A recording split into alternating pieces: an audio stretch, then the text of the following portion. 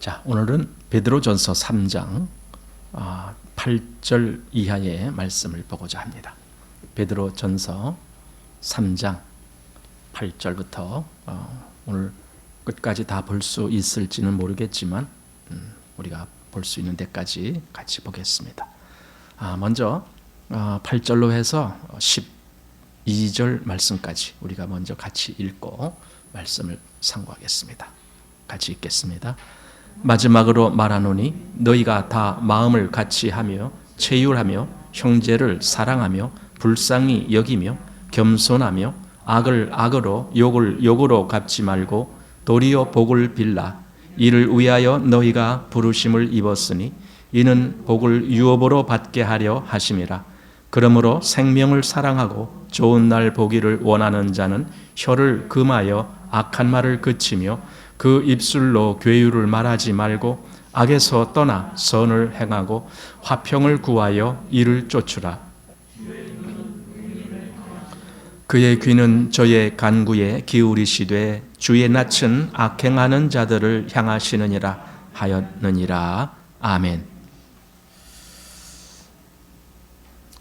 오늘 이제 8절 시작이 마지막으로 말하노니 이렇게 시작이 됩니다. 그것은 이 앞에 이제 계속 권면의 말씀의 마지막이다라는 뜻입니다. 그러니까 이 베드로 전서의 마지막이 아니라 이 앞에서 이어지는 그 2장 후반부터 해서 여기 3장 초반까지 여기 성도들이 어떻게 해야 될 것을 말씀했고 또 여기 남편과 아내들은 또 어떻게 해야 될 것 이렇게 말하고 그리고 이제 그거와 이어서 마지막이라는 겁니다. 즉 권면의 말씀에 그런 마지막인데 여기서는 이제 일반 형제들을 두고 이 권면의 말씀을 주고 있습니다. 그래서 마지막으로 어떻게 보면은 그 권면의 결론이다 또는 요약이다 이렇게 말씀할 수가 있을 것 같습니다. 여기 핵심이 뭐냐면은 몇 가지가 나오는데 첫 번째로 마음을 같이 하라라는 겁니다. 이것이 제일 먼저 나옵니다. 우리 지난번에도 가정도 그렇고 교회도 그렇고 마음이 같이 돼야 돼. 즉 가정에서는 부부간의 마음이 같아야 되고 교회에서는 성도들의 마음이 하나를 향해서 가야 되는 거예요. 마음을 같이 한다는 말입니다. 참 그런데 이게 어렵죠. 마음을 같이 한다는 게 어렵죠. 그 어려운 이유는 자기가 살아서 그래요. 자기가 세서 그래요. 사람들은 굉장히 자기 그 개성을 드러내기를 좋아하는 것 같아요. 근데 제가 가만히 보면은 우리 교회는 참 마음들이 겸손해요. 저는 그걸 느껴요. 어떤 면에서는 그러니까 그렇게 강하게 자기 주장을 하는 사람들이 제가 보기에는 없는 것 같아요. 거의. 그런데 이제 다른 데서 내가 이렇게 보면은 그런 분들이 많아요. 한마디로 마음이 억세다라고 할까? 그래서 자기가 옳다라고 주장하는 것을 절대로 굽히지 못하는 이제 그런 경우들을 보게 돼요. 그러나 하나가 된다라는 것은요, 여럿이 하나가 된다라는 것은요, 양보할 걸 제대로 양보할 줄 알아야 돼요. 겸손할 것을 제대로 겸손할 줄 알아야 돼요. 빌립보서에 있는 말씀처럼 자기보다 남을 낮게 여기는 그런 마음도 품을 수 있어야 돼요. 그렇지 않으면 하나가 될 수가 없죠. 여기 마음을 같이 하여 사도 바울이나 지금 사도 베드로나 이 말씀을 아주 강조하고 있네요. 마음을 같이 하여 이렇게 했습니다. 그리고 그 다음에 체휼하며 두 번째가 체휼이다라는 말씀이 나옵니다. 체휼한단 말이 헬라어로는 쉼파테이스 이렇게 나와요. 이게 헬라어인데 쉼파테이스 체휼이라는 말입니다.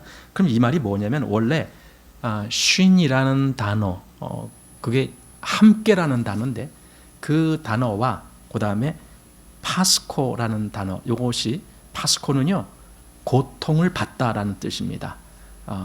그러면 함께 고통을 받다 이게 체휼이라는 뜻이에요.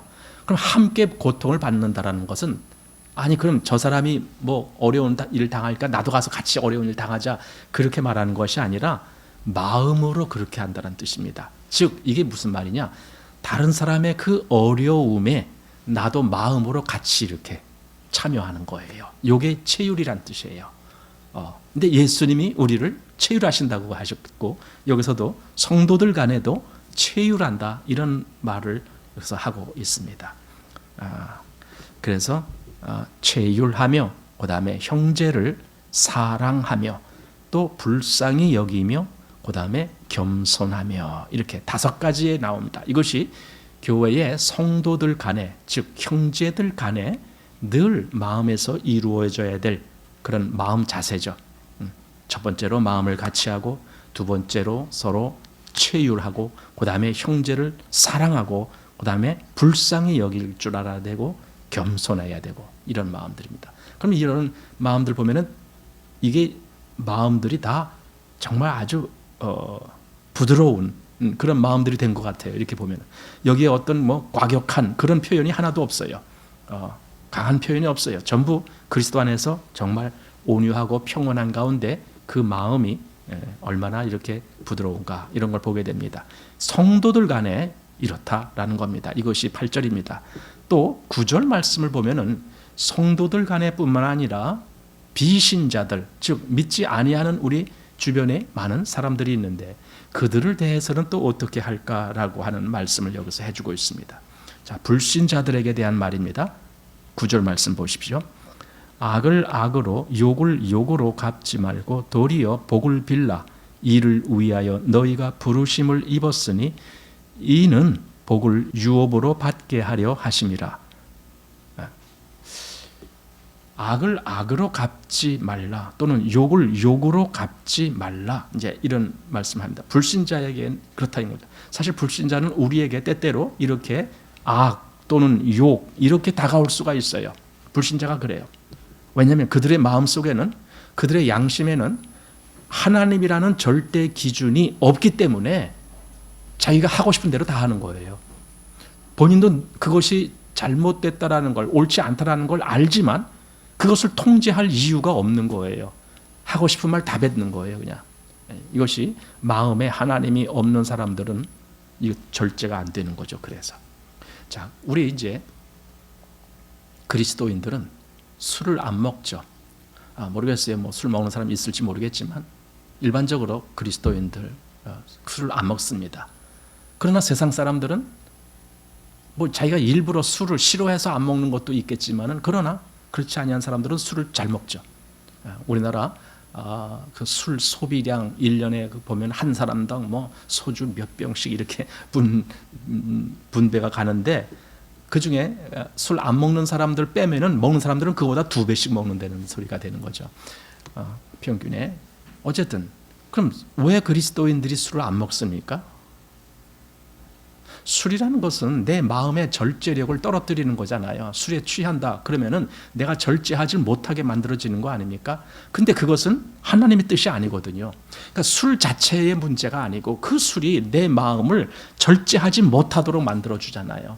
내 마음을 내가 딱 이렇게 통제하지 못하도록 만들어주잖아요. 그러니까 막 과격한 말도 나오게 되고 행동도 과격하게 되고 이런 모습이 보이잖아요. 근데 그건 하나님의 뜻이 아니거든. 여기 말한 대로 마음을 같이 하고 체휼하고 사랑하고 불쌍히 여기고 겸손하고 이런 마음을 어떻게 술을 마시면서 만들 수가 있어요? 안 되잖아요. 그러니까 술을 우리는 거부하는 거예요. 바로 그런 의미에서. 술이 무슨 독약이라서 거부하는 것이 아니라 술이 얼마든지 우리 마음을 이렇게 절제하지 못하도록 만드는 그런 능력이 있기 때문에 그렇습니다. 우리 한번 누가복음 6장 말씀을 보겠습니다. 누가복음 6장 27절 말씀 보시기 바랍니다. 자, 여기는 이제 원수에 대해서 어떻게 하라 이런 말씀이 있는데 그러나 너희 듣는 자에게 내가 이르노니 너희 원수를 사랑하며 너희를 미워하는 자를 선대하며 너희를 저주하는 자를 위하여 축복하며 너희를 모욕하는 자를 위하여 기도하라. 당연히 여기서 지금 하신 말씀도 믿지 아니하는 사람을 대해서 어떻게 할 건가? 그 얘기죠. 그런데 여기서 원수를 원수로 갚으라 하지 않았습니다. 원수라도 얼마든지 그를 사랑하고 아니 이게 27절 너희 원수를 사랑하며 내가 못한다라고 그건 불가능한 거야 라고 말하지 마십시오. 내가 못하는 것이 아니라 내가 그리스도에게, 내가 성령께 복종하지 않은 것이죠. 못하는 게 아니라. 왜냐하면 성령은 우리 마음에 이런 마음을 갖기를 인도해 주고 계시는데, 그래서 지금 베드로 사도도 바로 그 말씀을 하고 있는 겁니다. 다시 한번 오늘 본문 9절에 악을 악으로, 욕을 욕으로 갚지 말고, 이거예요. 도리어 복을 빌라. 그러니까 나한테 악으로, 나한테 욕으로 다가왔다면 그가 원수잖아요. 어떻게 보면은. 근데 그에게 복을 빌라라는 거예요. 복을 빌라. 이를 위하여 너희가 부르심을 입었으니. 우리가 부름을 받은 것은요, 이렇게 살기 위해서 부름을 입었다라는 거예요. 그냥 우리가 부름을 입은 것은요, 그냥 내가 지옥 안 가기 위해서 부름을 입었다, 그 말이 아니에요. 그런 말은 얼마나 이기적인 기준인지 모르겠어요. 우리가 부름 받은 것은 정말 우리가 다른 사람들에게 어떻게 행동을 하며 그리스도를 드러내는가, 그리스도의 마음을 드러내는가. 너희 안에 이 마음을 품으라, 곧 그리스도 예수의 마음이니 한 내가 품고 계신 그 그리스도가 어떻게 나타나는지, 그걸 위해서 너희가 부르심을 입었다라는 뜻입니다. 그러니 우리의 부름은 이건 논리가 아닙니다. 우리의 부름은 삶입니다. 내 삶이 어떻게 될 것인가, 이걸 우리는 생각해야 됩니다. 이를 위하여 너희가 부르심을 입었으니 이는 복을 유업으로 받게 하려 하심이라. 우리가 받는 복은 유업으로 오는 것이지 이 땅에서의 복을 우리가 추구하는 것이 아닙니다. 이 땅에서는 오직 그리스도를 드러내는 그 일이 우리가 살 길이고, 유업의 복이 유업으로 우리에게 오게 되어 있습니다. 자, 그렇기 때문에 이 땅에서는 얼마든지 우리가 계산적으로는 손해보는 그런 일도 얼마든지 감당하게 되는 거죠. 왜냐하면 복이 유업으로 주어지니까. 복이 유업으로 주어지니까. 자, 그래서 10절 그러므로 하면서 이제 시편 말씀을 인용합니다. 시편 34편 12절부터 16절까지의 이 말씀인데 한번 보십시오. 생명을 사랑하고 좋은 날 보기를 원하는 자는 혀를 금하여 악한 말을 그치며 그 입술로 괴유를 말하지 말고 악에서 떠나 선을 행하고 화평을 구하여 이를 쫓으라. 주의 눈은 의인을 향하시고 그의 귀는 저희 간구에 기울이시되 주의 낯은 악행하는 자들을 향하시느니라 하였느니라. 그러니까 시편에 이렇게 기록되어 있다라고 지금 베드로 사도는 그걸 인용하는 겁니다. 자, 그런데 다시 한번 보십시오.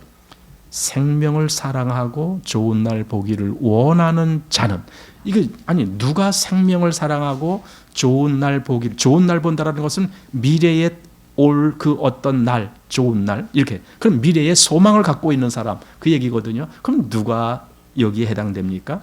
그리스도인입니다. 당연히 그리스도인이 생명을 사랑하는 사람들입니다. 생명을 사랑하는 사람들입니다. 사랑이라는 말은 뭐냐면 내 마음에서 가장 소중히 여긴다, 그런 뜻이에요. 내가 무엇을 사랑한다 또는 누구를 사랑한다 할 때 그 대상을 나는 가장 소중히 여긴다, 이게 사랑입니다. 내가 가장 소중히 여기지 아니한다라면 아마 사랑이라는 말을 거기다 붙일 수가 없을 겁니다. 내가 가장 소중히 여기는 것이 뭔가? 돈이면은 난 돈을 사랑하는 거예요.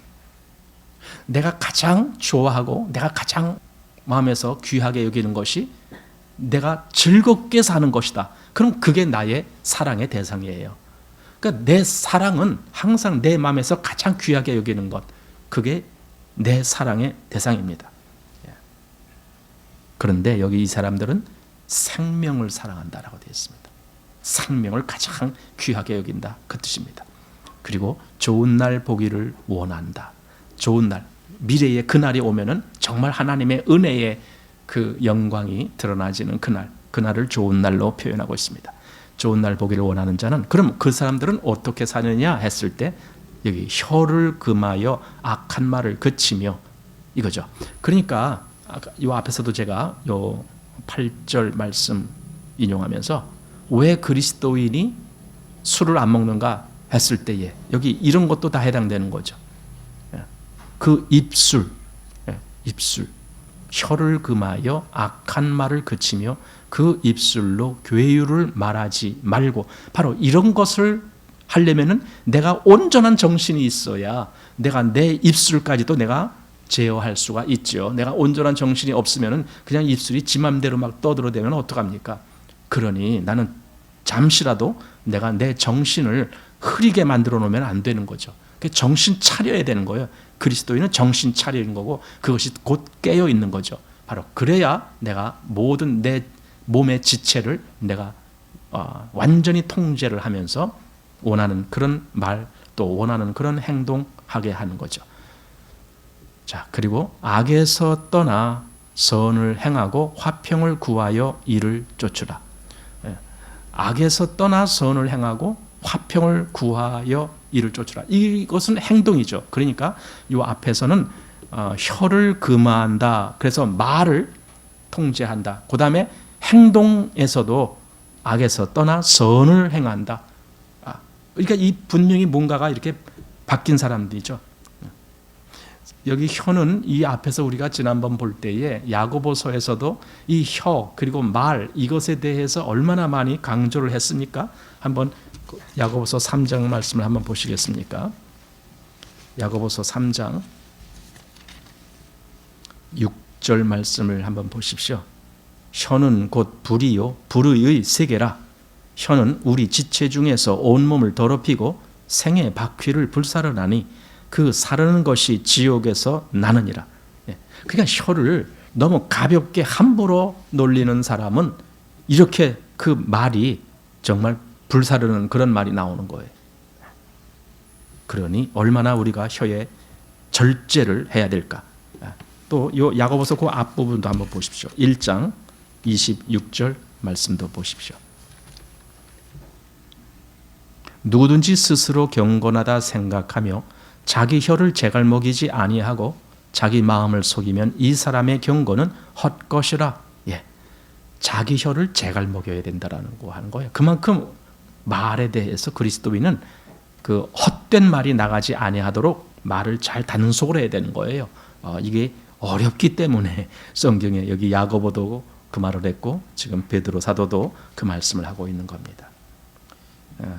그러니까 혀를 잘 통제를 해라. 뭐 이런 말처럼 보여요. 그런데 그렇다고 그럼 아무 말도 하지 말아라. 늘 교회 와서는 항상 그냥 입 다물고만 있어라. 그런 뜻으로 말한 것은 아니잖아요. 우리 그 잠언 25장 11절 거기에 경우에 합당한 말은 아로 새긴 은쟁반의 금사관이라. 이런 말이 있어요. 그러니까 말을 적당히 할 때는 이렇게 가치 있게 쓰여진다. 그러나 말을 함부로 할 때는 정말 불사르는 것이 돼버린다.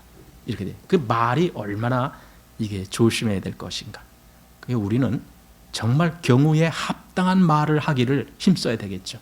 쓸데없이 불필요하게 또는 남에게 상처를 주고 막 이런 말을 함부로 내뱉는 것보다는 그건 절제를 하고 통제를 하고 경우에 합당한 말, 그 합당한 말은 얼마든지 다른 사람에게 유익을 줄 수 있는 말, 얼마든지 하나님의 영광을 드러낼 수 있는 말, 그래서 그 복음이 드러나게 하는 말, 이런 말에 대해서 우리는 그걸 잘 사용을 해야 되겠죠.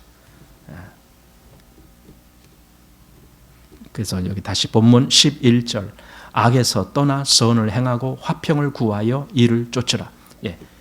악에서 떠나, 악에 대해서는 떠나야 돼요. 우리는 악을 떠날 줄 알아야 돼요. 그리고 선을 행하는, 선은 적극적으로 하는 거고, 그 다음에 화평을 구하여 이를 쫓으라. 화평을, 늘 마음에 화평을 향하는 마음이 있어요. 화평을 원하는 마음이 있어요. 그 화평을 구하는 거예요. 화평을 구하고 그리고 계속 그 화평을 쫓아가는 거예요. 이를 쫓으라 했으니까. 그리고 12절 주의 눈은 의인을 향하시고 그의 귀는 저의 간구에 기울이시되 주의 낯은 악행하는 자들을 향하시느니라. 주의 눈 또 주의 귀, 그것은 의인을 향하고 또 의인에게 귀 기울이시고 이렇게 하신다는 거예요. 여기서 의인이라는 게 뭘까요? 이게 절대적인 가치의 의인이라는 말은 아닙니다. 왜냐하면 그렇게 따져본다면 거기에 해당되는 사람이 누가 있겠습니까? 여기서 의인이라는 것은 정말 하나님의 사람을 의미하는 것이고 그가 얼마든지 하나님의 은혜로 말미암아 의롭다함을 얻은 사람을 말하는 것이라고 보게 됩니다. 그런데 하나님은 그런 사람들에게 눈여겨보시면서 귀 기울이신다는 거예요. 여러분, 내가 기도할 때 하나님이 귀 기울이신다라고 생각을 해보세요. 내가 기도할 때에, 내가 찬송할 때에 하나님이 눈으로 나를 보신다라고 생각을 해보세요. 이제 여기 되게 우리 이제 주일날 대표 기도를 하시잖아요. 여러분들 중에 대표 기도 하시는 분들이 많은데 대표 기도 하실 때 무엇을 의식합니까? 지금 하나님이 내 기도를 들으시오. 내가 지금 하나님께 말씀드리고 싶어 하고 기도합니까? 아니면은 여기에 모인 사람들이 내 기도를 아주 멋있게 잘 들으라고 내가 기도를 그렇게 아주 유창하게 하려고 합니까? 어느 쪽입니까? 하나님이 들으신다라고 하는 개념에서는요, 기도를 아름답고 유창하게 할 생각이 전혀 없어요. 오직 내가 내 마음에 있는 것을 정직하게, 그리고 내가 가장 원하는 것, 갈망하는 것, 그것을 하나님께 아뢰는 거죠. 그게 기도입니다. 그러나 사람들한테 멋진 기도를 하게 하려면은 하나님이 안 보이고 사람만 보이는 거죠. 사람 듣기 위해서 기도를 하는 거죠. 찬양은 안 그렇습니까? 사람 들으라고 찬양하지 않습니까? 혹시? 하나님께 찬양을 해서 하나님이 그 귀를 기울이셔야 되는데 내가 사람들 앞에 멋진 찬양을 한다. 그래서 저는 복음 가수라느니 또는 하여튼 그런 것은 그렇게 탐탁하게 생각지 않습니다. 그냥 찬양하면 찬양하지 뭘 내가 특별히 잘 부르는 사람이니까. 그런 거 이제 어떤 모임이라든가 이제 이런 거 보면은 꼭 찬양 시간에 그런 사람들을 청빙을 해갖고 찬양을 하는 경우가 많아요. 총회, 연합회라든가 이런 게 무슨 모임 같은 거 있다 보면은요, 거기 이제 그 순서지에 딱 보면은 거기 복음 가수 누구 특별 찬양 이런 거 써 있고 막 그래요. 그럼 한마디로 목소리 좋고 찬양 잘하니까 그러니까 저 사람 시켜라. 여러분, 우리는 목소리 좋고 찬양 잘하는 사람이 문제가 아니고 하나님이 들으시느냐, 과연 하나님께 저 사람이 찬양할 위치에 있느냐, 이런 게 더 중요한 거거든요. 근데 사람들은 그렇게 하고 있습니다. 자, 어쨌든 주의 눈은, 주의 눈, 여러분, 주님이 그 눈으로 나를 보시고 계신다라고 생각해 보시오. 주님이 그 귀로 내게 귀 기울이시고 계신다라고 생각해 보십시오. 이거 얼마나 우리의 모든 언행이 정말 어떤 때는 조심스러워야 되고 또 어떤 때는 아주 기쁘게 확 뛰어야 될 정도로 그렇게 될 때도 있을 겁니다. 하나님 앞에 있다라는 거예요. 하나님 눈으로 날 보시고 하나님이 귀로 내게 귀 기울이시고 계시다. 이걸 안다라면, 그러면은 정말 그것을 보고 있는 사람이라면 어떤 말이 생각나느냐? 잠언서 3장 6절. 너는 범사의 그를 인정하라. 왜? 지금 날 보고 계시고 지금 내게 귀 기울이고 계신 그분을 내가 어떻게 인정 안 할 수가 있어요? 내가 어느 구석에서 무엇을 하든 무슨 말을 하든 무슨 찬양을 하든 무슨 기도를 하든 그때 하나님이 지금 내게 귀 기울이시고 날 보고 계셔. 이렇게 생각한다면 아마 정말 우리 기도에 하나님이 귀 기울이시고 들으신다라고 여기면은요, 기도의 미사여구는 다 필요가 없을 거예요. 오직 내 마음에 가장 간절한 그것을 하나님께 말씀드리려고 그렇게 할 거예요. 자, 13절. 또 너희가 열심으로 선을 행하면 누가 너희를 해하리요? 선을 행하면 누가 너희를 해하리요? 이건 세상의 기준도 그렇다는 거예요. 세상에서도 선을 행하는 자를 해하지는 않습니다. 일반적으로 그렇다는 겁니다. 일반적으로. 악행하는 자는 붙잡아 가야죠. 그러나 선을 행하는 자는 해하지 않잖아요. 이번에도 어디서인지 모르겠는데 하여튼 뉴스에 잠깐 그게 나왔더라고요. 뭐냐면은 어떤 군인이 휴가 나왔다가 이제 귀대하려고 이제 시간이 낮에 있으니까 잠깐 어디 커피 마시는데 이렇게 좀 있으면서 이렇게 밖을 내다보고 있었나 봐요. 그랬는데 저기 이제 할머니가 그 폐지 줍는 할머니가 요만한 끌고 가는 거, 거기다가 폐지를 잔뜩 쌓아갖고는 이렇게 이제 어렵게 끌고 가는데 이 폐지가 옆으로 뀌져갖고 지금 쓰러지려고 그러는 거예요. 그랬더니 이 군인이 얼른 뛰어나가갖고 그걸 붙잡아서 다시 이렇게 잘 여며서 쓰러지지 않게, 떨어지지 않게 그렇게 해갖고 이제 할머니를 이렇게 잘 가시도록 그렇게 해드렸다는 거예요. 근데 그 카페에 다른 사람이 그걸 본 거예요. 갑자기 군인이 뛰어나가더니 그걸 막 이렇게 붙잡아서 이렇게 해주는 걸 보고 그걸 계속 이렇게 촬영을 했어요. 그래갖고는 그 인터넷상에다 올려갖고 야, 이런 군인도 있습니다 하면서 이렇게 공개를 했어요. 근데 그 군인이 이제 거의 뭡니까 제대할 때가 다 된 병장이었더라고요 보니까. 그래갖고 지금 이제 휴가 들어가면은 자대 가서 혹한기 훈련이 있는데 그 훈련만 끝나면은 이제 제대를 해요. 그랬는데 이제 신문 보니까 그 군단장이 아마 기뻤겠죠. 자기 예하의 부대 소속이 그렇게 사람들한테 칭찬 들었으니까 군단장이 그 제대 때 이제 제대식 하는데 와갖고 이제 아마 좀 뭔가 좀 할 거라고 뭐 그렇게 나왔더라고요. 선행을 하면은요 세상에서도요 잘 도와주게 돼 있어요. 선행을 하면은. 악행을 하면 당연히 저 사람은 못 쓸 사람이야. 지탄을 받게 되는 거죠. 자, 그리스도인은요 교회에서뿐만 아니라 세상에서도 선을 행하는 사람이라 해야 돼요. 이건 사실이에요. 꼭 그리스도인이 똑같은 그리스도인에게만 선을 행하는 것이 아니라 세상 사람들, 그리스도 모르는 사람들 그들에게도 선을 행해야 되는 거예요. 그게 맞는 거예요. 왜냐하면 하나님도 우리가 그냥 죄인이었을 때에 우리를 사랑하셨으니까. 그런데 여기 선을 행하면 누가 너희를 해하려 했는데 이게 항상 그런 건 아닌 것 같아요. 때때로는 가끔씩은 선을 행해도 그것이 화로 나한테 보응이 될 때가 있죠. 특별히 기독교인들한테 그런 것이 있을 수 있어요. 그렇지만은 우리는 그렇다고 해서 선을 포기하지 않습니다. 아마 복음 때문에 세상에서 핍박을 당하는 사람들을 한번 생각해 보십시오. 지금 베드로 전서의 배경이 바로 그 배경이거든요.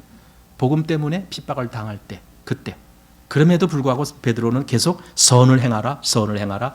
너희가 핍박을 당하지만 선을 행하라 말하는 거예요. 그 왜 핍박을 받으면서까지도 선을 행해야 되는가? 사실은 우리가 세상에서 여기 선을 행하면 누가 해하리요 이렇게 했는데 이 해야 한다라는 개념 속에 그리스도인에게는 한 가지 더 생각해야 될 부분이 있습니다. 뭐냐면 이 땅에서만 우리가 해를 당하는 것 그것이 없다라고 한 말이 아닙니다. 우리는 때때로 이 땅에서 해를 당할 수가 있습니다. 우리가 선을 행했는데 이 땅에서 해를 당할 수가 있습니다. 그러나 중요한 것이 있는데 우리가 하나님으로부터 부여받은 그 영원한 생명의 영역에는 아무런 해를 받지 않아요. 아무도 해할 수가 없어요. 그 영역은. 그것이 우리에게 있기 때문에 우리를 해할 자가 없다. 이렇게 말한 겁니다. 정말 우리를 해할 자가 없습니다. 요한복음 10장 28절에 내가 저희에게 영생을 주노니 영원히 멸망치 아니할 터이요 또 저희를 내 손에서 빼앗을 자가 없느니라. 아무도 그것을 해할 자가 없는 거예요. 빼앗아 갈 수가 없어요. 주님이 주신 그 영원한 생명에 대해서 그걸 누가 빼앗아 가겠습니까? 그러니 아무도 우리를 해할 수가 없다. 그러니 마음 놓고 선을 행하라. 선을 행하라. 왜? 우리에게 주신 이 은혜의 영역을 아무도 빼앗을 수가 없기 때문에 그렇다라는 겁니다. 자, 14절 말씀 보십시오. 그러나 의를 위하여 고난을 받으면 복이 있는 자니 이거죠. 아까 요 앞에 13절에서 지금 제가 보고자 하는 거예요. 그리스도인으로서 가끔 선을 행하는데도 해를 당할 때가 있거든요. 지금 여기 베드로 사도가 쓰는 이 대상자들이 바로 그랬단 말이죠. 그들이 무슨 악을 행해서가 아니라 전혀 그거와 상관없이 선을 행하는데도 그들에게 핍박이 오고 있거든요. 바로 그런 부분을 들어서 여기 의를 위하여 고난을 받으면 복이 있는 자니 저희의 두려워함을 두려워 말며 소동치 말고 의를 위하여 고난을 받는다. 그러면은 정말 이건 전혀 그것에 대해서 손해 나는 것이 아닙니다. 의를 위해서 우리가 고난을 받을 때 마태복음 5장 10절 말씀, 예수님의 산상설교에서 그 말씀이 있습니다. 의를 위하여 핍박을 받는 자는 복이 있나니 천국이 저의 것이며, 의를 위하여 핍박을 받는 자는 복이 있다. 그리고 여기 베드로도 똑같은 말을 하는 겁니다. 의를 위하여 고난을 받으면 복이 있는 자니. 참 이거 보면은요, 세상 기준에서는요 그리스도인은 많은 손해를 겪을 수 있어요. 그게 사실입니다. 세상 살면서 그리스도인이 어떤 손해를 안 보려고 살아가는 것은 아직 그 사람은 그리스도를 모르는 사람일 수도 있어요. 세상 기준에서는 많은 손해를 겪어요. 사실은 손해라고 생각 안 해요. 그럼에도 오히려 기쁨으로 그렇게 할 수 있어요. 그렇지만은 결코 그리스도인은 손해 안 봐요. 그것보다 더 값지고 더 큰 상급이 그에게 주어질 거니까. 그래서 그 장차 임할 그 상급을 바라보기 때문에, 그 기업을 바라보기 때문에, 그 유업을 바라보기 때문에 지금 내가 손해보는 것을 손해라고 생각 안 하는 거예요. 자, 그래서 여기 14절 조금 뒤에 보면은 저희의 두려워함을 두려워 말며 소동치 말고. 세상 사람들은 두려운 게 참 많아요. 조금만 손해보면 너무 두려워해요. 예를 들어 조금만 돈이 없다. 그러면 얼마나 살기가 두려울까요? 세상 사람들은. 물론 그리스도인들도 돈이 없다. 그러면 조금 힘들어요. 그건 맞아요. 힘든 건. 근데 그렇다고 해서 두렵고 큰일 났다 이렇게 되는 게 아닙니다. 아니, 내가 때로는 돈도 없고 때로는 가난한 자로도 그렇게 살 수도 있지만, 그러나 나는 늘 하나님의 손에 있고, 하나님이 날 아까 요 앞에서 그 눈으로 나를 보시고 그 귀로 내게 귀 기울이고 계시는 그 하나님이 나에게 계신데, 15절 말씀 보십시오. 너희 마음에 그리스도를 주로 삼아 거룩하게 하고 너희 속에 있는 소망에 관한 이유를 묻는 자에게는 대답할 것을 항상 예비하되 온유와 두려움으로 하고. 너희 마음에 그리스도를 주로 삼아 거룩하게 하고, 내 마음에 항상 주님이 그리스도께서 거하시기 때문에 내 행동을 나는 마음대로 할 수가 없어. 나는 정말 주님의 뜻대로 해야 돼. 주님이 원하시는 길로 가야 돼. 이 마음이 있는 거죠. 그걸 바로 거룩이라고 말했습니다. 거룩하게 하고, 그 다음에 너희 속에 있는 소망. 자꾸만 우리는 말할 때 너희 속에 있는 소망에 관한 이유를 묻는 자들에게 대답할 것을 항상 예비하다. 여기에 주안점을 두는 것 같아요. 즉 대답을 어떻게 하느냐. 여기에 대답을 어떻게 하느냐. 그런데 그렇게 보지 마시고요. 그 앞에서부터 봐야 돼요. 뭐냐면 너희 속에 있는 소망, 이것부터 봐야 돼요. 내 속에 소망이 있어. 이것부터. 내 속에 소망이 있다니까. 그러면 그 소망을 나는 다른 사람들에게 나타낼 수가 있죠. 그게 말하는 거예요. 내 속에 있는 소망 이런 거야. 당신 속에는 소망이 없잖아. 근데 나는 내 속에 이 소망이 있어. 내가 당신에게 이걸 알려줄게. 그리고 당신도 이 소망을 갖기를 원해. 이렇게 말할 수가 있죠. 내 속에 있는 소망. 그것에 대해서 누가 묻거들랑 나는 항상 그것을 대답할 준비를 하고 있어야 되는 거죠. 그것은 뭡니까? 말을 어떻게 말할까? 요 준비가 아닙니다. 내 소망이 항상 내 안에서 밝아지게 만들어야죠. 그 소망이 어두우면 대답이 못하는 거 아닙니까? 근데 내 소망이 항상 밝아 있으면 나는 언제든지 그 소망에 관한 말을 해줄 수가 있죠. 내 마음에 계신 주님. 그런데 그 대답할 때도 그냥 대답하는 것이 아닙니다. 온유와 두려움으로 예비하라. 온유함과 두려움이 있어야 됩니다. 내가 나에게 묻는 자들에게 내가 대답할 때에는 온유하게 대답을 해줘야 돼요. 정말 우리는 뭔가 내 속에 있는 이런 소망에 관한 대화를 할 때에 저 사람에게 온유한 마음으로 해줄 수가 있을까?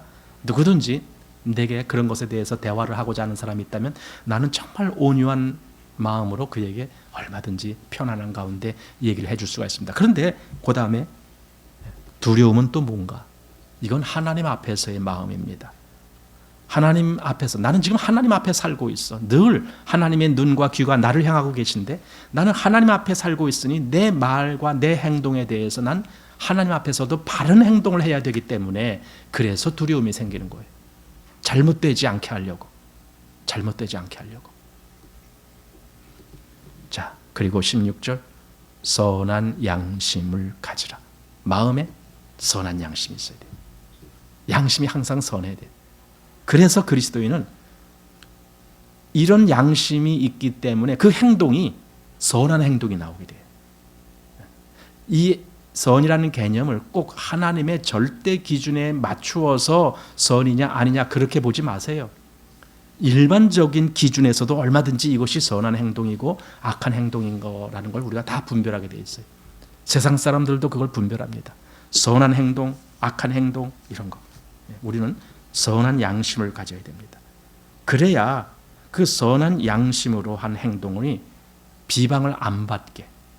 선한 행동을 하면은 누가 비방하겠습니까? 그러나 악한 행동을 하면은 비방받는 게 당연하죠. 요즘 국회에서 되어져 가는 그 일을 보면은 참 국회의원 수준이 저 정도구나. 우리나라 국회의원 수준이 저 정도구나. 그러니 그 국회의원을 뽑은 사람들의 수준도 저 정도겠지. 이런 생각을 하게 되는데 뭐냐면요. 대통령 내외분 누드 그림을 그려갖고 전시회를 하겠대. 국회에다가. 아니 우리나라 국회가 무슨 사창가입니까? 그런 그림을 그려놓게. 참 어느 나라 국회라도 그런 그림 붙여놓고 전시회를 한다면 그 나라 뻔한 나라죠. 그 국회의원 수준이 뻔한 거죠. 그걸 한다라고 했더니 그나마 그래도 양심에 찔린 국회의원이 있었는가 봐요. 그걸 다 뜯어내고 다 철회했대. 그랬더니 또 그 다음에 대통령하고 법무부 장관하고 그림을 아주 괴물처럼 그려놨어요. 배가 빨려 나오고 입 밖에 드러내가고 얼굴도 흉측하게 그렇게 그려놓고 뭐 손에 뭐 이상한 걸 들고 있고 무슨 아니 또 뭐 넥타이는 다리에다가 매놨더라고 뭐 이렇게 하여튼 이상한 그림을 그려놓고 옆에 또 개 한 마리를 그려놨어요. 그 개가 한동훈이라는 거예요. 한동훈 법무부 장관. 이렇게 그림을 그려놓고 그걸 전시회라고 한다라는 거예요. 그러니 욕을 안 먹겠느냐고. 그 행동에 따라서 욕을 먹는 거예요. 아니 국회의원이 예를 들어 대통령이 뭘 잘못했다. 그럼 정당한 방법으로 대통령 그거 잘못했습니다라고 얼마든지 말하고 지적하고 할 수 있잖아요. 그걸 그렇게 비굴한 방법으로 그렇게 하느냐. 그 이전 대통령 탄핵할 때도 보십시오. 그때 그 뭐 국회 어디다 뭐 그림 그리는 거 알잖아요. 누가 어느 화가가 그린 그 누드 그림 거기에다가 얼굴만 박근혜 대통령 갖다 딱 오려다 붙여놓고 그리고 전시를 하고. 그러니까 남을 아주 그렇게 비굴하게 그렇게 모습으로 그려놓으면은 자기들이 꽤나 승리하는 것 같이 그렇게 여기는데 우리가 보기에는 안 그래요. 그거 그린 놈이 더 비굴한 놈이에요. 그렇게 보이잖아요. 어떻게 그런 걸 만들어? 그리고 그걸 전시회를 한다고 국회에다가 며칠 동안 전시회 붙여놓고 그리고 그거 하는 사람들이 더 엉터리고 더 비굴한 사람들이라는 걸 우리는 알잖아요. 근데 그런 걸 붙여놓고 마치 지들이 승리한 것처럼 떠들잖아요. 이게 지금 되는 모습입니다. 참 부끄러운 거죠. 그리스도인도 부끄러운 모습을 하면은 그럴 것 같아요. 그러면 안 되겠죠. 그래서 우리 모든 행동에 있어서 바른 행동이 필요합니다. 자, 그래서 여기 17절 말씀. 선을 행함으로 고난을 받는 것이 하나님의 뜻일진데 악을 행함으로 고난을 받는 것보다 나으니라. 여기 참 놀라운 말인데요. 선을 행함으로 고난 받는 것이 하나님의 뜻이래요. 우리가 선을 행하는데 그러면서도 우리에게 고난이 와요. 그리스도인이기 때문에. 물론 선을 행함으로 고난이 오는 것이 그게 잘못된 거냐? 아닙니다. 고난이 오든 영광이 오든 어떻게 무슨 일이 있어도 하나님이 그렇게 하신다라면 그것은 다 옳은 거예요. 다 유익한 거예요. 내가 선을 행했는데 고난을 받았다. 그러면은 그걸로 말미암아 하나님이 하시는 일이 뭔가 있을 거예요. 물론 때로는 내가 악을 행하기 때문에 나한테 고난이 왔다라면 나를 징책하기 위한 고난이겠죠. 근데 내가 선을 행했는데도 나한테 어떤 고난이 왔다라면은 그 고난을 통해서 하나님이 뭔가를 지금 역사하시려고 하는 거예요. 여러분 생각해 보세요. 요셉이 무슨 악을 행했다라고 그가 형들한테 팔려서 애굽에 잡혀가고 감옥에 갇히고 그럽니까? 그가 무슨 악을 행했습니까? 아무것도 없어요. 악을 행한 거. 그렇다면은 하나님은 그 일을 통해서 하나님의 큰 역사를 하시는 거예요. 그러니까 우리 그리스도인이 전혀 내가 악을 행한 것이 없는데도 불구하고 나에게 고난이 왔다. 여러분 기대를 하십시오. 하나님이 지금 뭔가를 역사하시려고 저런다. 그러니 그걸 불평하지 말고 오히려 하나님께 감사하고, 예, 하나님, 내가 의를 위해서 고난을 받는 것, 저는 이것을 기뻐합니다. 이것을 기뻐합니다. 이게 하나님의 뜻일진데 나는 이것을 기뻐하겠습니다. 이렇게 마음의 생각을 하시면, 그러면 하나님이 얼마나 또 기뻐하실까요? 자, 그러니 여기 16절, 17절이 그게 다 같이 연결되는 말입니다. 그래서 17절, 선을 행함으로 고난을 받는 것이 하나님의 뜻일진데 악을 행함으로 고난을 받는 것보다 나으니라. 악을 행하면 당연히 고난받는 건 맞는 거죠. 그건 세상 사람들도 똑같은 기준이죠. 자, 18절, 그리스도께서도 한 번 죄를 위하여 죽으사 의인으로서 불의한 자를 대신하셨으니, 예수님도 이랬다. 이걸 왜 했습니까? 예수님이 무슨 죄를 저질렀기 때문에 고난을 당했습니까? 아니잖아요. 예수님은 죄가 없으심에도 불구하고 고난을 당하셨잖아요. 바로 그렇게 예수님이 죄가 없으심에도 고난을 당한 그 일로 말미암아 하나님의 큰 역사가 이루어진 거 아닙니까? 바로 우리도 그것에서 약간씩 조금씩이라도 주님의 그 모습을 우리 속에서 드러나게 하는 그런 길로 가게 되는 거죠. 그리스도께서도 한번 죄를 위하여 죽으사 의인으로서, 이거죠, 의인으로서, 그런 의인임에도 불구하고 죽음까지 당하는 고난을 겪은 거예요. 의인이심에도. 그래서 의인으로서 불의한 자는 누구예요? 우리가 원래 불의한 자였는데 우리를 대신하셨으니 이는 우리를 하나님 앞으로 인도하려 하심이라. 여기 이게 큰 역사입니다. 여러분, 구원이라는 개념을 우리를 구원하게 하려 하심이라 이렇게 표현하지 않고 우리를 하나님 앞으로 인도하려 하심이라 이렇게 표현했습니다. 여러분, 주님이 우리를 구원하시는 구원은요, 우리를 하나님 앞으로 인도하시는 구원입니다. 이것이 아주 중요한 겁니다. 우리를 구원하시는 구원은 우리를 하나님 앞으로 인도하시는 거예요. 이 목적이 성취돼야 됩니다. 왜냐하면 그게 하나님의 뜻이었으니까. 하나님은 우리가 하나님 앞에 나가는 것을 그걸 원하시는 거예요. 근데 그 길이 원래 막혀 있었잖아요. 주님의 구원은 우리로 하나님 앞에 서게 하는 거예요. 이게 참 영광스러운 거죠. 히브리서 4장 16절, 거기에 은혜의 보좌 앞에 담대히 나아갈지니라. 은혜의 보좌 앞에 나가게 만들려고 주님이 그 일을 당하신 거예요. 또 에베소서 2장 18절, 거기도 아버지께 나아감을 얻느니라. 에베소서 3장 12절에 하나님께 당당히 나아감을 얻느니라. 히브리서 10장 20절에 성소에 들어갈 담력을 얻었으니, 계속 뭔가 우리를 건져내사, 불의에서 건져내사 우리를 구원하신 그 구원은 우리로 하여금 하나님 앞에 서게 하려고, 하나님 앞에 나가게 하려고 우리를 구원하시는 겁니다. 그래서 구원받은 사람은요, 이 특징이 나와요. 그 사람은 계속 하나님을 향해 가요. 이게 구원의 결과입니다. 하나님을 향해 가는 겁니다. 여러분은 그렇게 사십니까? 나는 정말 하나님을 향해서 날마다 가길 원해. 그것이 필요하다면 내가 성경 말씀도 읽는 이유는 내가 하나님 앞에 더 가기 위해서, 내가 내 마음에 선을 품은 것은 내가 하나님 앞에 더 가까이 가기 위해서, 내가 하나님 앞에 정말 기도 생활을 하는 것은 하나님 앞에 더 가까이 가기 위해서, 계속 그리스도인은 하나님 앞에 가까이 가는 거예요. 나아가는 거예요. 그 앞에 나아가는 거예요. 18절 다시, 그리스도께서도 한번 죄를 위하여 죽으사 의인으로서 불의한 자를 대신하셨으니 이는 우리를 하나님 앞으로 인도하려 하심이라. 자, 그렇게 하시고 육체로는 죽임을 당하시고 영으로는 살리심을 받으셨으니, 참 요 말씀이 좀 난해한 구절이라고 그러죠. 이게 난해한 구절입니다.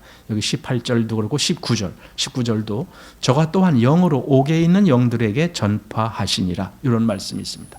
이게 정말 난해한 구절입니다. 육체로는 죽임을 당하신 그리스도, 그러나 영으로는 살리심을 받으셨으니, 그러니까 영으로는 살리심을 받았다라는 말이 이게 좀 표현이 그래요. 육체로는 죽음을 당하시고 영은 사셨다. 그냥 이래만 차라리 나았을 걸. 영을 살리셨다라고 하니까 영이 죽었다가 살아났나? 이렇게 생각하려고 그래요. 그게 아니라 예수님의 영은 그냥 사셨다 이거예요. 그냥 사셨다. 죽지 아니하고 그냥 사셨다. 영이 죽으시지 않았습니다. 예수님은. 그 영은 계속 하나님 앞에 살아 있었습니다. 그래서 육체가 죽었을 때조차도, 육체가 장사돼서 무덤에 있을 때조차도 그때 영으로는 이런 일이 벌어졌다라고 말하는 겁니다. 그게 19절입니다. 저가 또한 영으로 옥에 있는 영들에게 전파하시니라. 여기서 옥이라는 것은 지옥이 아닙니다. 그냥 죽은 자가 거하는 어떤 위치, 죽은 자가 처한 위치를 옥이라고 했습니다. 그걸 이제 구약 성경에 보다 보면은 야곱이 그랬잖아요. 뭡니까? 그 아들들이, 다른 아들들이 그 막내 베냐민도 데려가야 됩니다. 그랬더니 저를 데려가면 나를 슬피 울며 음부로 내려가게 만드는 것이다. 그 음부라는 개념이 바로 이 개념입니다. 죽은 자가 처해 있는 곳. 근데 이걸 더 가톨릭에서는 아예 연옥이라는 말로 그렇게 만들었습니다. 그렇게 과장하면 안 됩니다. 그냥 죽은 자가 처한 곳, 그 옥이다. 이러면 그걸로 끝나야 되는데 그걸 더 뭐 연옥이라고 해놓고 연옥에서 나오려면은 뭐 연옥은 지옥도 아니고 천국도 아닌데 그래서 연옥에 있다가 천국으로 가려면은 뭐가 필요하다. 그래서 그 사람들을 위해서 기도하고 그 사람들을 위해서 뭐 헌금을 해야 되고 그 종교개혁 일어나는 이유가 바로 그거거든요. 그 종교개혁 일어나기 전에 테젤이라고 하는 그 가톨릭 그런 사람들이 뭘 얘기를 했느냐면은 당신이 이 연보함에다가 그 은전, 금전 이런 동전을 놓을 때 그 땡그렁하는 소리에 당신의 아버지, 당신의 할아버지, 당신의 할머니, 연옥에 계신 그분이 천국으로 갑니다. 이런 식으로 얘기를 해버렸어요. 그러니 어떻게 뒤집어지지 않겠습니까? 그런 거짓된 가르침이 뒤집어진 것이 종교개혁이에요. 그러니까 여기는 그렇게 이걸 너무 그렇게 확대 해석하면 안 됩니다. 그냥 옥, 즉 죽은 자들이 처해 있는 어떤 위치 그겁니다. 그 옥에 있는 영들에게 전파하시니라 이렇게. 근데 사실은 이 부분에서도 굉장히 또 다른 해석들을 많이 합니다. 한 세 가지를 추려서 볼 수가 있는데 한 가지는 이 옥에 있는 영들에게 갔다는 말을 그리스도가 죽으시고 부활하기 전까지 죽으시고 부활, 사흘 만 이틀이에요 사실은.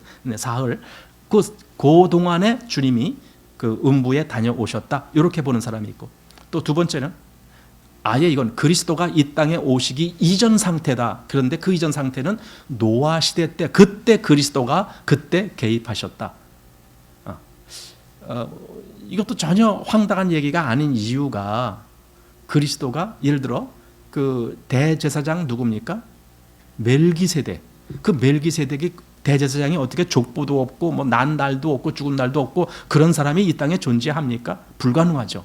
그럼 그 사람이 누군가? 하늘에서 내려온 누구인데 그를 그래서 미리 오신 그리스도라고 보는 거예요. 예수님. 바로 그렇게 보는 사람. 그 다음에 여기서 세 번째는 그리스도가 타락한 천사들에게 가갖고 그들에게 자기가 부활한다라는 이 승리를 그들에게 선포하고 오셨다. 뭐 이렇게 해석하는 사람들도 있고 그럽니다. 이렇게 해석이 여러 가지가 있습니다. 뭐 하지만 그냥 우리는 자연스럽게 그냥 옥에 있는 영들에게 주님이 다녀오셨구나.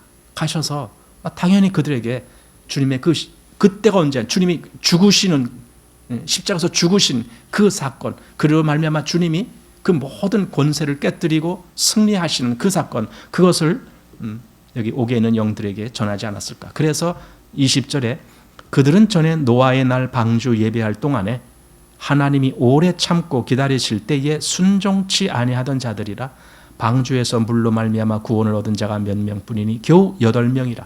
8명 노아의 식구만 구원받고 나머지는 그때 구원 못 받았어요. 그런데 그들에게 갔다는 거예요. 예수님이 그때 구원 못 받은 그들에게 왜 가셨을까? 모르겠습니다. 왜 가셨는지 정확히는. 그러니까 여기서 예수님이 어디로 가신 것인지 또 누구를 만난 것인지 가서 무슨 말씀을 하셨는지 하나도 나오질 않아요. 다만 우리가 그냥 생각만 할 뿐입니다. 그걸 자세하게 말씀하지 아니했다는 것은 우리로 그걸 자세히 알 필요가 없다 그 말이에요. 한마디로. 그걸 자세히 이건 이걸 거야 저건 저걸 거야 라고 떠드는 것이 오히려 이상한 거예요. 그냥 성경에서 요 정도까지만 말했으면 우리도 그냥 요 정도까지만 알면 돼요. 그 이상으로 넘어가는 것은 안 좋아요. 오히려 지나치게 됩니다. 자, 그래서 21절 물은 예수 그리스도의 부활하심으로 말미암아 이제 너희를 구원하는 편이 곧 세례라. 육체의 더러운 것을 제하여 버림이 아니요 오직 선한 양심이 하나님을 향하여 찾아가는 것이라. 자, 이 물은 노아 때 그 홍수 난 걸 이야기하는 겁니다. 근데 그 홍수가 하나의 표가 됐어요. 무슨 표인가? 보세요. 물이 창일해서 온 땅을 덮었을 때 그 물로 말미암아 어떤 사람들은 죽었어요. 근데 어떤 사람은 살았어요. 이걸 똑같은 물인데 어떤 사람은 죽고 어떤 사람은 살아요. 대부분 사람들은 죽었지만 노아의 8 식구는 살았어요. 그 살았을 때의 그 핵심되는 위치가 방주라는 위치입니다. 방주라는 위치에서 그 물이 사실은 오히려 살린 거예요. 아니, 물이라는 것은 뭡니까? 방주를 떠오르게 하잖아요. 물이 그 역할을 한다니까요. 물이 방주를 가라앉힌 것이 아니라 방주를 떠오르게 하고 나머지 방주 타지 아니한 사람들을 다 물에 수장시키는 거죠. 그러니까 물로 말미암아 그 증거, 산 증거가 되는 거예요. 어떤 사람은 죽은 증거가 되는 것이고 물이 하나의 경계점이 되는 겁니다. 그래서 물로 말미암아 심판받은 자도 있고 또 물로 말미암아 구원받은 자도 있고 물이 경계죠. 그러니 여기 다시 물은 예수 그리스도의 부활하심으로 말미암아 이제 너희를 구원하는 표, 그게 표가 됐다라는 거예요. 하나의 예표가 된 거죠. 물이. 여러분, 마지막 때 바로 요 일이 일어날 겁니다. 예수님이 그랬죠. 노아의 때와 같이 인자의 임할 때에도 그렇게 되리라. 그럼 뭡니까? 하나의 그 증거가 되고 표가 되는 건 주님이 오신다라고 하는, 주님이 오셔서 하시는 그 모든 일에 의해서 어떤 사람들은 심판받을 거예요. 노아의 그 홍수 때 물에 심판을 받은 사람처럼 주님이 오셨을 때 심판받을 사람이 있고 어떤 사람은 아니에요. 주님이 오시는 걸로 말미암아 영광을 받을 사람들이 있어요. 노아의 8 식구처럼. 이게 하나의 표가 된 거예요. 그래서 노아의 그 물 홍수가 표가 된 겁니다. 물은 그리스도 예수의 부활하심으로 말미암아 이제 너희를 구원하는 편이 곧 세례라. 그러니 여기서 세례라는 말을 딱하니 집어넣습니다. 참 이게 또 쉽지 않은 말입니다. 세례가 뭔가? 여기 세례해놓고 그 뒤에 또 설명하기를 육체의 더러운 것을 제하여 버림이 아니요 오직 선한 양심이 하나님을 향하여 찾아가는 것이다. 이 말 선한 양심이 하나님을 향하여 찾아가는 것이다. 그것이 아까 우리 앞에서 본 18절 말과 연결되는 거예요. 거기 뭐라고 했습니까? 이는 우리를 하나님 앞으로 인도하려 하심이라. 하나님 앞에, 여기 지금 다시 21절에는 선한 양심이 하나님을 향하여 찾아가는 것. 이게 다 하나님께로 나가는 거예요. 찾아가는 것, 나가는 것. 이게 뭡니까? 살았다라는 거예요. 살았기 때문에 하나님 향해서 나가는 거예요. 이렇게 만드는 겁니다. 물이 그 한계, 그 경계가 된 거예요. 물에 빠진 사람은 죽었으나 물로 말미암아 산 사람은 하나님께로 향하는 이 역사가 있는 겁니다. 이것이 세례, 즉 사실은 세례라기보다는 그래서 침례라는 말이 늘 옳다라고 제가 말씀드리는 이유입니다. 침례 뭡니까? 물속에서 죽음과 다시 살아남을 의미하는 침례는, 즉 세례는 죽었다가 산 그것을 상징하는 것이지 더러움을 씻는 것이 아니에요. 물로 더러움을 씻기 위해서 세례받는 게 아니에요. 죽었다가 살기 위해서 세례를 받는 것, 물론 상징입니다. 그렇다고 내가 지금 침례를 받음으로 내가 지금 살아난다 그 얘기가 아니라 상징적인 개념으로 그렇게 말하는 겁니다. 어떤 사람들은 물로 말미암아 죽었지만 어떤 사람들은 그 물로 말미암아 살았어요. 방주로 말미암아. 바로 그거죠. 그게 구원입니다. 하나님 앞에 선한 양심이 하나님을 향해 찾아가는 것, 이게 구원입니다. 이 구원이 우리에게 필요합니다. 그것을 여기서 지금 말하고 있는 겁니다. 그래서 이 베드로 사도는 지금 그리스도인의 삶에 대해서 엄청 많이 강조를 하고 있다는 걸 보게 됩니다. 22절, 저는 하늘에 오르사 하나님 우편에 계시니. 예수님이 그러시죠. 그래서 천사들과 권세들과 능력들이 저에게 순복하느니라. 예수님이 완전히 그 모든 것에 대해서 하나님 우편이라는 것은 모든 권한을 갖고 그것을 행사하시는 위치다라는 겁니다. 예수님이 그렇게 되셨다. 그러니 그 예수님이 방주로 말미암아 예수님을 방주로 삼고 우리가 그 안에 거하고 있으니 우리도 그 위치에 간 거다. 여기 정사와 권세와 능력들이 다 저에게 순복하는 그 위치에 우리도 같이 간 거예요. 이것이 놀라운 겁니다. 그러니 여기 베드로가 지금 이 성도들에게 그러니 두려워하지 마십시오. 장차 이 말 그 환난으로 인해서 염려하지 마십시오. 여러분은 그리스도와 함께 방주로 말미암아 구원받은 자들이니 그러니 여러분에게는 정사와 권세와 천사들이 다 복종하는 그 위치에 여러분이 갔습니다. 그러니 여러분 염려하지 마십시오. 당장에 오는 환난 염려하지 마십시오. 여러분에게는 소망이 있고 여러분에게는 기업이 있습니다. 그러니 염려하지 마십시오. 라고 아주 마음에 큰 위로를 주는 그런 말씀입니다. 이게 베드로 서신은. 자, 오늘 3장까지 이렇게 마치겠습니다.